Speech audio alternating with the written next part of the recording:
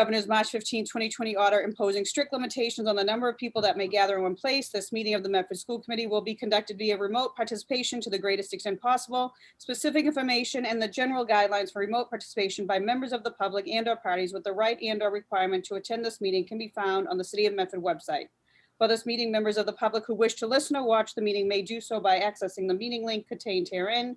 No in-person attendance of members of the public will be permitted, but every effort will be made to ensure that the public can adequately access the proceedings in real time via technological means. In the event that we are unable to do so, despite best efforts, we will post on the City of Medford or Medford Community Media websites an audio or video recording, transcript, or other comprehensive record of proceedings as soon as possible after the meeting.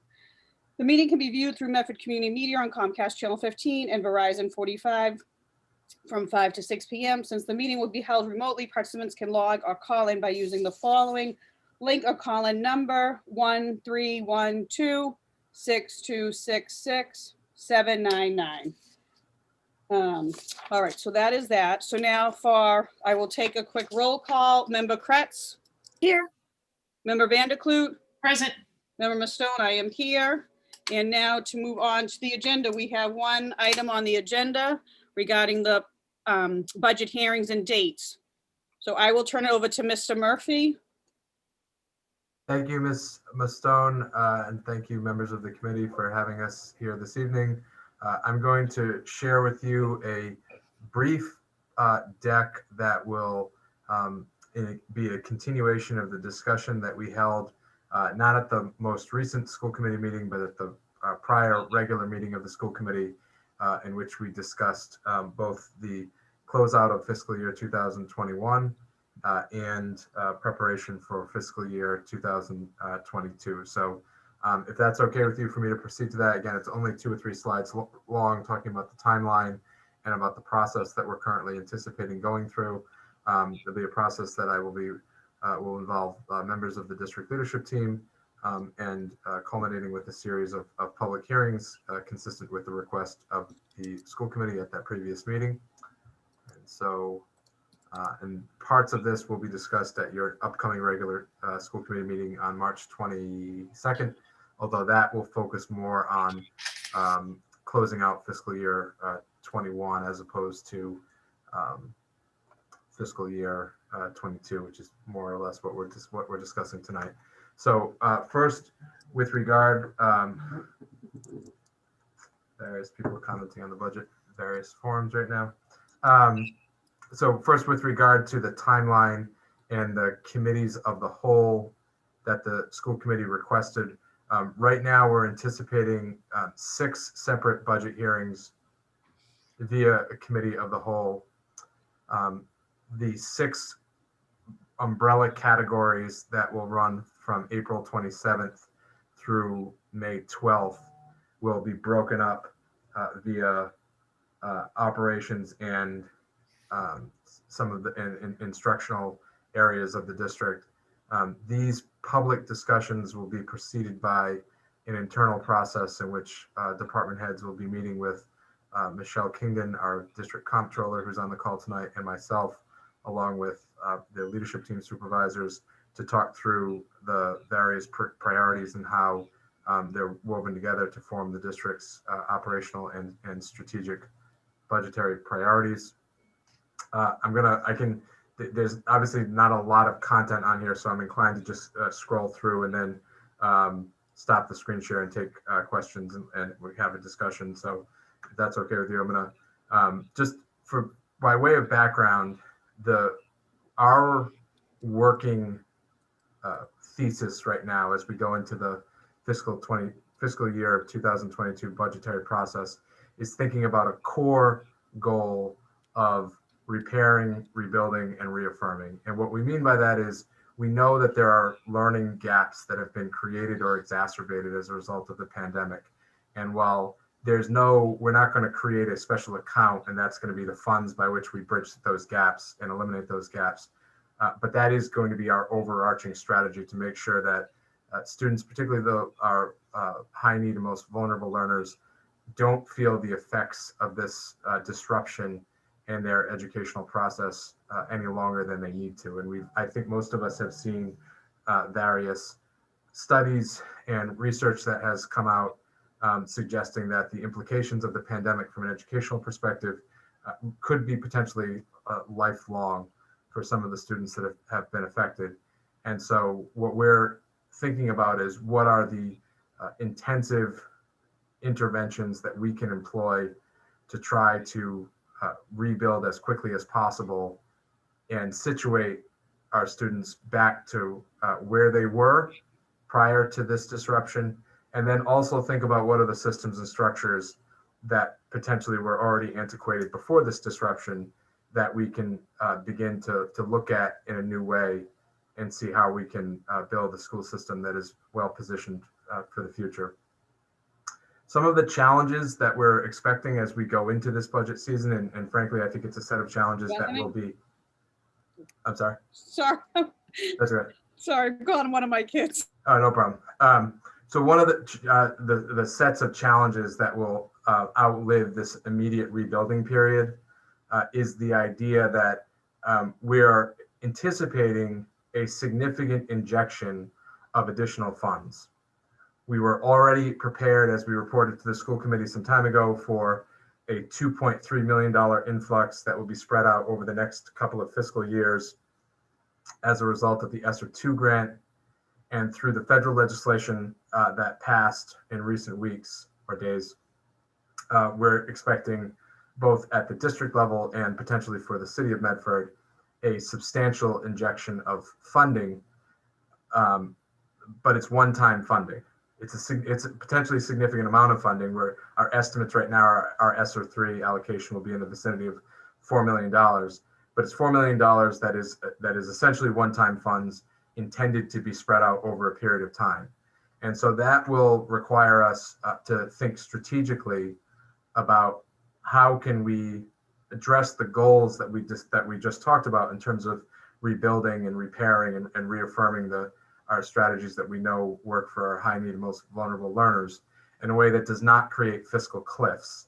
And if those of you have been through some previous budget times and budget crises, you know that we generally want to commit reoccurring funds to reoccurring expenses. And so while we will benefit from the federal legislation and the injection of funding that will come with it, we have to be mindful as we set up staffing structures in a way that we don't create systems that are essentially designed to fail because in a short period of time, the funding won't be there to support. That doesn't mean that we don't, as it says here, pursue strategic staffing options, particularly staffing options that can potentially provide intensive supports where they're most needed in the wake of the pandemic. But it does mean we have to be thinking about what is a reoccurring cost and what is a one-time expense. On the infrastructure front, and that's typically what we think of when we think of one-time funds, is wanting to focus on infrastructure. We have made a significant commitment, as we discussed in January at the full school committee meeting, to instructional technology. That is where the bulk of our pandemic-related funds went, with the exception of our sort of crisis HVAC work that needed to take place at the beginning of this school year. And so we will have to be thoughtful about not making sure that we're doubling down on a technology stockpile that we've already amassed. And I think we need to think more strategically about how do we make sure that instructional technology is being fully utilized. So that could manifest itself by way of additional professional development and training. It could be program-based initiatives like some of the subscriptions that are designed to bridge some of those learning gaps that we talked about. And then at times there will be some staffing needs. And so this is not obviously a formal proposal right now to the school committee in terms of how we're looking to spend these dollars, but it is hopefully a glimpse into our current thinking and how that will influence the conversations we will have at the committee of the whole meetings starting after the April vacation. So with each budget group that meets internally and then ultimately is presented in the public forum, there'll always be a staffing template. And if you follow school budgets, you know that more often than not, we're talking about personnel and staffing because that's essentially where all of the money goes, that we're a people-oriented organization designed to educate other people. And so has been and will be the bulk of the funding commitment. We'll also highlight various fluctuations in budget lines. There will be some of that, as there has been, as I understand it, in previous years in Medford. And then we'll talk about the significant priorities and challenges that department heads are identifying as to what their departments and their groups need in order to advance that goal of repairing, rebuilding, and reaffirming as necessary in the wake of the pandemic. So last point, and I think I've kind of already made this, but I'll just touch upon it very briefly. We don't know exactly the size or the shelf life of the funds. And so we have to be thoughtful about that. We're not up and running at full speed as of yet, so it's hard to know exactly where those gaps are going to have been most exacerbated. And then we know that we'll have some lingering challenges with regard as a result of deferred maintenance. And while I think we're in a significantly better position now from an infrastructure, heavy infrastructure, HVAC type things than we were at the beginning of the school year, we know we have some substantial challenges that will still need to be addressed that are not necessarily related to the pandemic, but the pandemic has focused our attention on some of them at least. So I will scroll back. This is just so everyone can see the timeline again. It's probably somewhat self-explanatory, but these are umbrella categories. So if anyone has any questions regarding sort of what's tucked inside these umbrella areas, I'm happy to address that. I almost put the term et cetera after the one of these, and I realized that could be, I didn't want to suggest in any way that we were diminishing any individual departments. But in one way or another, this will represent the entirety of the proposed operating budget for FY22. Thank you, Mr. Murphy. And a parent in the chat did ask if there'd be an opportunity for public comment. So Mr. Andre Hina, if you would like to speak, we are happy to hear your comment or question.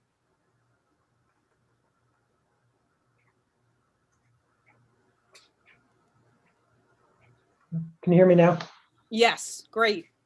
Yeah, and I think there's other parents on the line as well that have a similar question as I'll raise, and it's not directly related to the materials that David just went through.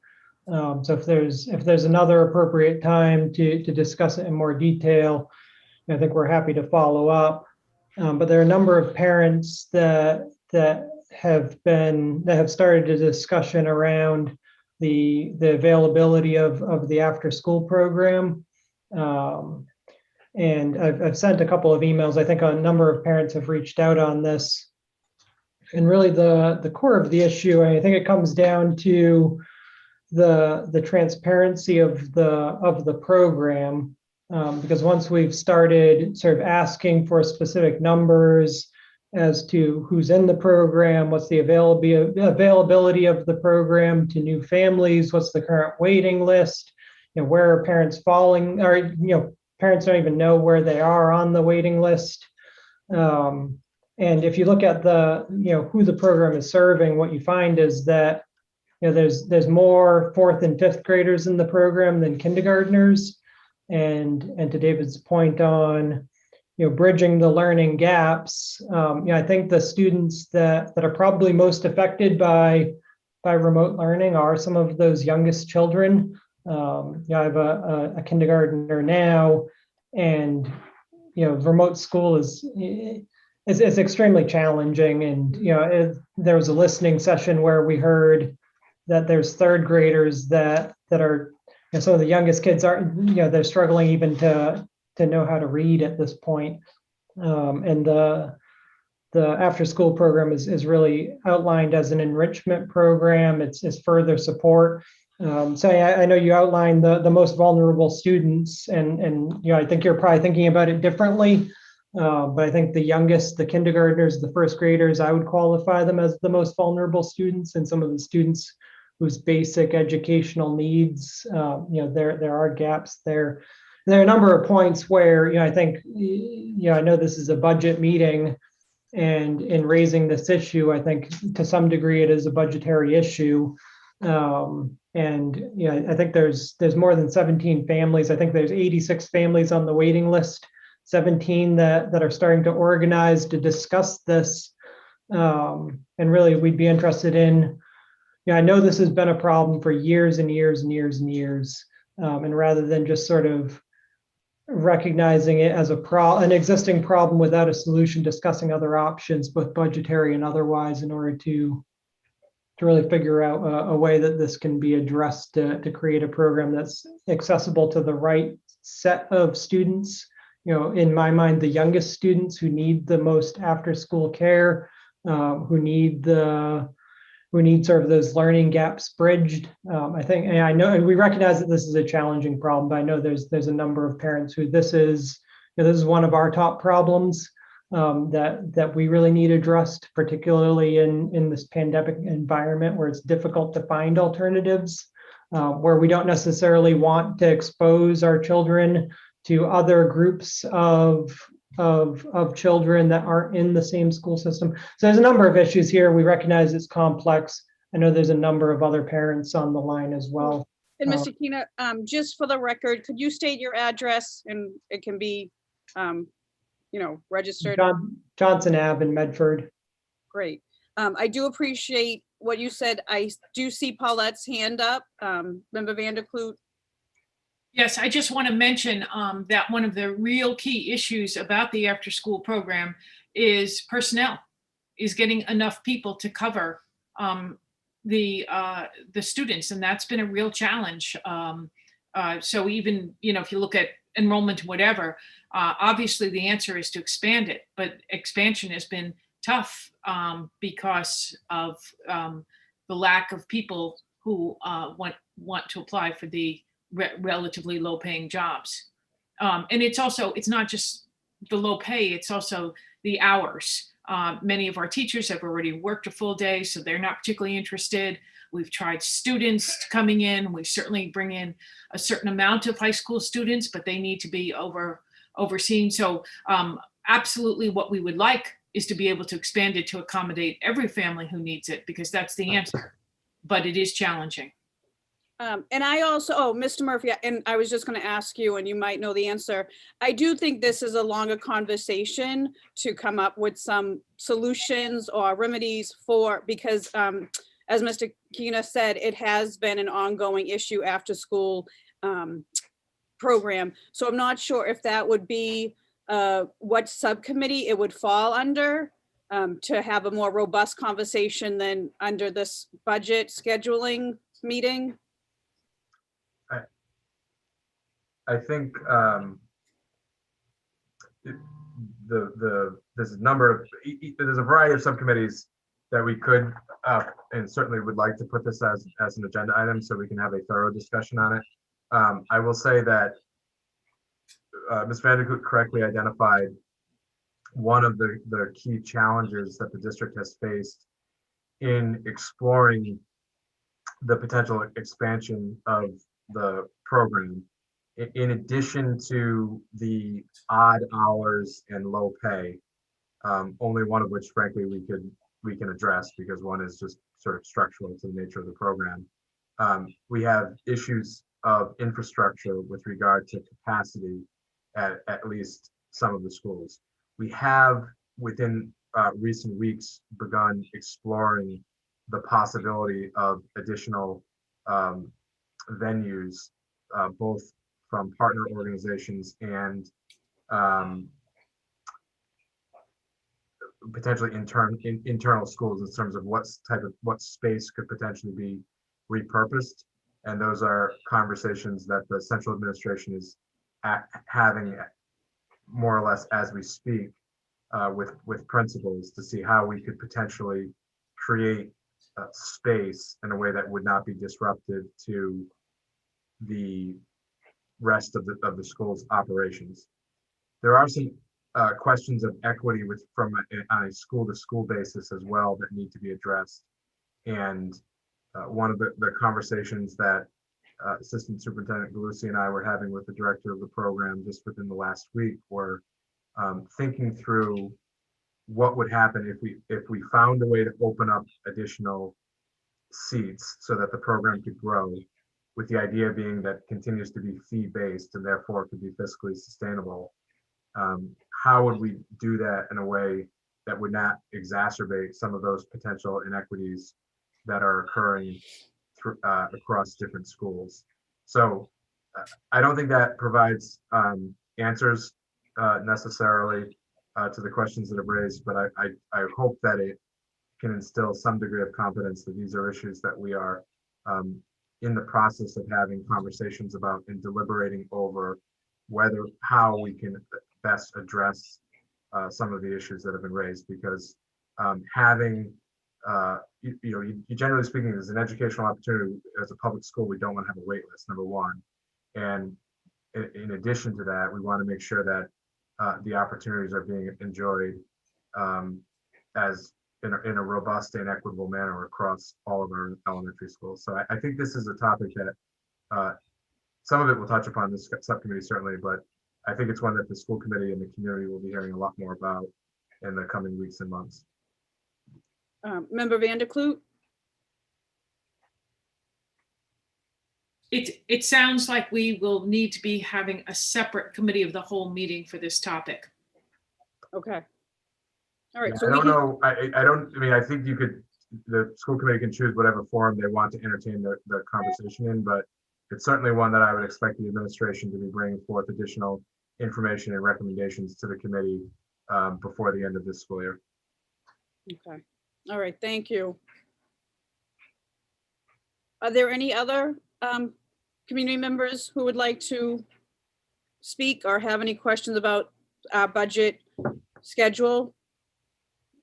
So, Mr. Murphy, I imagine we'll either move it to a subcommittee or a committee of the whole, but what night would after-school program fall under? Would Sure. it be Good under question. elementary ed?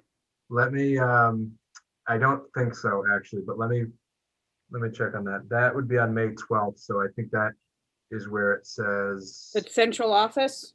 yeah, it's in the central office. Okay. It would be May 12th, the early education piece. I'm sorry. I'm not sure if you said early education or elementary, but it is May 12th.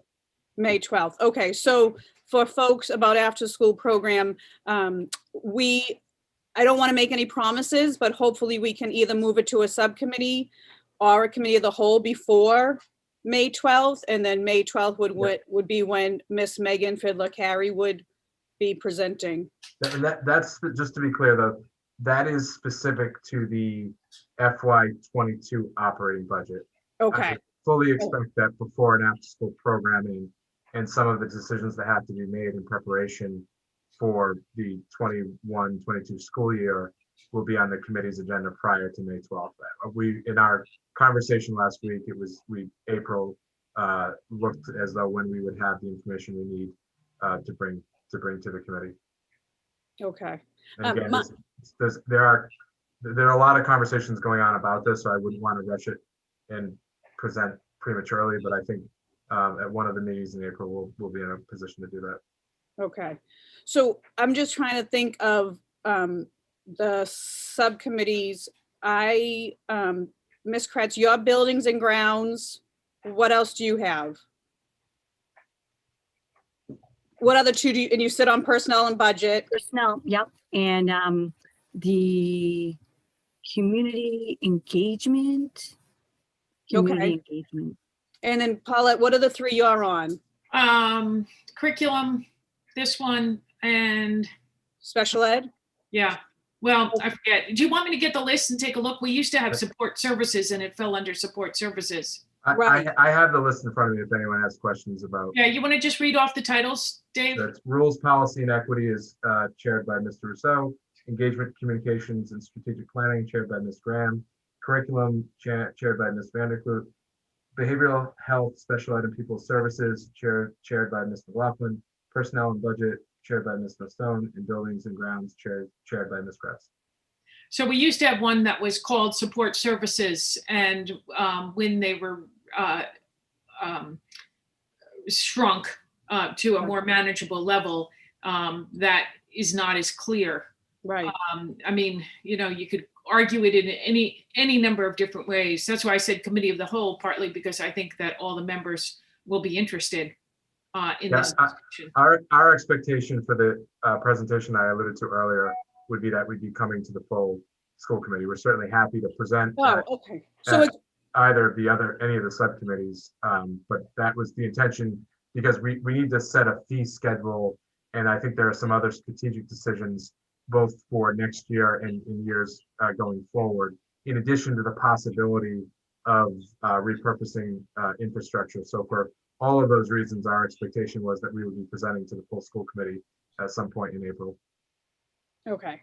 And So we- Ms. Masson, I'm sorry, can I just make, there's one other point I think that was Yes. raised, that I think the suggestion was made that somehow the before and after school programming, that there was no correlation between our overarching goal of bridging the gaps that have been created or exacerbated by the pandemic.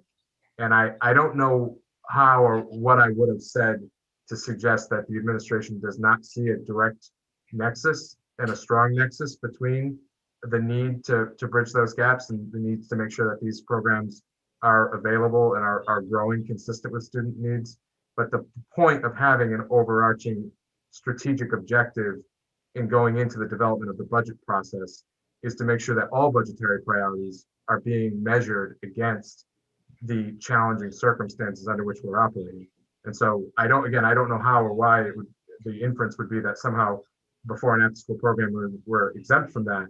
But I just want to make very clear that we would look at those budgetary priorities consistent with that moral imperative to make sure that those vulnerable learners, and that's certainly what early education represents, are addressed as part of the developing the budget. Okay. All right. So I think with, all right, Member Kretz. Yes. So I just wanted to share, probably a few weeks back, I talked to a parent about the after school program, and she has a good idea. And in order for so it would be almost like a parent cooperative where it's possible that, you know, if parents were on the waiting list because there wasn't enough staff, maybe we could try to, you know, ask some parents if they would be willing to volunteer 1 day per week, and they could work their schedule. I think something similar happens at some of the, you know, the Catholic schools. I know my parents had a strict day where they had to be at the school to do volunteer work. And then it would, you know, kind of offset with the tuition, or just they would get volunteer hours and maybe they could put those in at their work. But it was a really, really good idea. And I mentioned to the parent, you know, that, you know, she should share that idea with Megan Fiddler, Carrie, because I think it's a great idea, having almost like a parent cooperative where, you know, those parents could volunteer their hours and then, you know, have their strict day. I mean, I think there would have to be a strict contract where they'd have to, you know, even though it's volunteer, they'd have to sign because they have to be, you know, responsible to be there that day. And my son volunteered at a similar program, you know, Winchester Hospital. They had a contract for volunteer services, and it was very strict. If you weren't going to be in, you had to find your own replacement. So, you know, it's a very good idea, and I just wanted to share that. Thank you, Member Kretz. I think at this point, we'll have to work with Dr. Maurice and see if we'll either have it on the agenda for, I don't imagine it can be on this Monday, March 22nd, maybe our first meeting in April, or call a committee of the whole about it. And I can make sure to reach out to Mr. Keena to give the date, and it will obviously be published. And Member Van de Kloot, I see your hand. Yes, I just wanted to ask Dave if he could give us an idea what time you had in mind for these dates, the 4/27, 4/28, 4/29. Yeah, that's a good question. In establishing the schedule, we attempted to avoid evenings where there are subcommittees. I think there may be one conflict which will require a slightly later start, presumably 6:30 or 7 p.m. Otherwise, I think 5 or 5:30 and whatever time works for the committee. Some of the umbrella groups will be slightly more extensive or complex than others. I think we probably want to take that into account in terms of establishing that time. We'd have certainly no objection to a uniform start time, say at 5:30 or 6 p.m. if that's helpful to the committee or to the community. But the other challenge, and why I didn't specify frankly in the presentation, is that I'm assuming that the Columbus Renaming Advisory Committee will probably be meeting on some of these dates, or potentially could be. And I just wanted to defer to the committee as to whether you wanted to choose a start time that was earlier or later based on the potential scheduling of those meetings. Member Kretz? Yes, I know in the past, these particular meetings are very popular with the public, and they like to join the meetings, be on the live call. So I'm just recommending not as early as like 4 o'clock, because I know when we had those meeting hours in the past, that was very hard and difficult for families to get on the Zoom call. And I know that the meetings are all recorded and they can watch it at another time. But I was thinking more around the 5:30 or 6 o'clock time, so that that would be recommended, just so that families could join if they're working that day. Just an idea. Thank you, Member Kretz. The administration has, we can start as late. I mean, we're certainly accustomed to being here on the later end, so that we'd have no problem with that. Okay, thank you. Any final questions or comments? Member Kretz? Yes, I did have one more, and this came up last year. So when we got the pre-budget materials, and it happened a lot last year, they came the same day as the meeting. And I, unfortunately, I work in the day, and a few other committee members do, and I didn't even get a chance to look at the materials before the meeting. And it was a little different because our meetings were at 4. So, and they were on the same night as the school committee meeting. So, if possible, can we get the materials for the pre-budget materials, in advance, at least 24 hours in advance.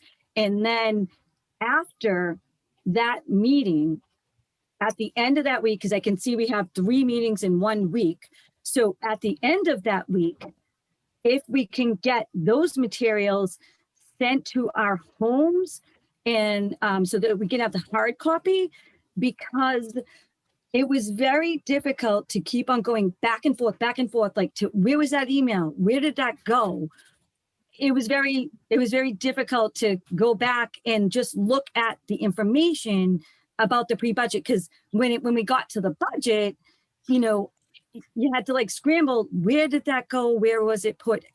And also maybe have a folder on the shared drive specifically to put the pre-budget materials in, like call it, pre-budget materials. And then they would be in there like labeled elementary education, secondary, and so on. So that some colleagues like to have the online version. And for something like this, I always like to have the printed version, and I don't have a printer that's really good at my house that I can print the materials. So it's challenging for me. And I'm not sure if everybody's in the same boat. I mean, some people don't want paper at all. So even if we could, reach out, at our next meeting and just ask colleagues how they feel about, do they want a printed copy? Yes or no? And then maybe only those committee members who need a printed copy can get a printed copy after the meeting's presented at the end of the week, so that they have it going into the budget meetings. Thank you, Member Kretz. Mhm. Mr. Murphy? We'll certainly commit to having everything 24 hours in advance, and it's I think I speak on behalf of the administration when I say we always prefer to provide as much documentation and as much of the work product that we discussed to pick for the committee in advance as possible. This is a pretty extensive process. So that, and it's a lot of meetings and a fairly full agenda. So I don't want to overcommit as to what we're able to provide in advance, but certainly having a 24-hour period in which to review documents pertaining to the budget seems, frankly, like the bare minimum, and we'll certainly do. And with regard to whatever form, electronic or hard copy, I would just, members really just need to let us know what their preferences are, and we'll make sure that they're provided. There will at times be information that becomes available on short notice, and we won't have it. I don't want to hold anything back from the committee if something is unavailable to disseminate prior to that time period. But I certainly think it's a reasonable expectation that prior to a public discussion, we're able to give you the documentation beforehand. Thank you, Mr. Murphy. Are there any other comments or questions regarding the budget schedule for April and May? No. Okay, I think that's all that was on the agenda to get through the process and the dates. Would anyone Yes. like to make a motion to adjourn?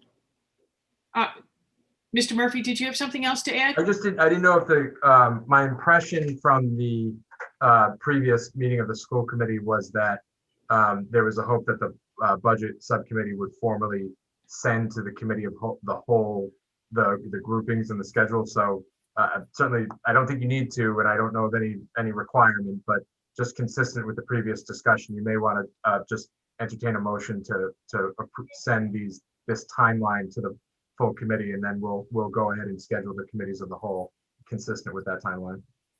I'll make that motion. Great, And I'll second it. great. I'll take a roll call for the motion to send the dates to the full committee. Member Kretz, Yes. Member Vanderklut, Yes. Member Mastone, yes, we'll send the dates to the full committee. Thank Thank you. you. And I'm happy to, as I said, we'll be doing a budget update on the closeout of fiscal year 21 this coming Monday.